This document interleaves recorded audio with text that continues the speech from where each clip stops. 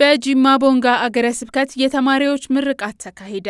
በኢትዮጵያ ካቶሊካዊት ቤተክርስቲያን በጂማ ቦንጋ አገረ ስብከት ሰኔ 27 ቀን 2018 ዓ.ም ቦንጋ ሸራ ቀጃ አጸደ ህጻናት ትምህርት ቤት ተማሪዎቹን ያስመረቀ ሲሆን በምረቃው ክቡር አባ ፒዮስ ታደለ ተገኝተው ለተመራቂ ህጻናትና ወላጆች የእንኳን ደስ አላችሁ መልእክት አስተላልፈዋል።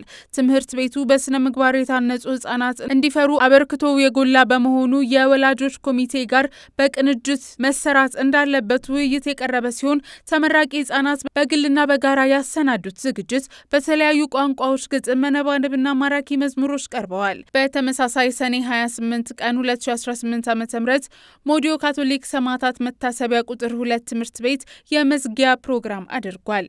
በዝግጅቱ ተማሪዎች ግጥም፣ ድራማና ባህላዊና ዘመናዊ ውዝዋዜ ለወላጆች በማቅረብ ከቀለም ትምህርት ባለፈ ያላቸውን ተሰጥኦ አቅርበው የትምህርት ቤቱ በ2018 ዓ.ም የመማር ማስተማር ተግባር አፈጻጸም በትምህርት ቤቱ ርዕሰ መምህር አቶ ተረፈ ኬቶና በአስተዳደር ዘርፍ ኃላፊ አቶ አለማየሁ ኃይሌ ሪፖርት ቀርቧል።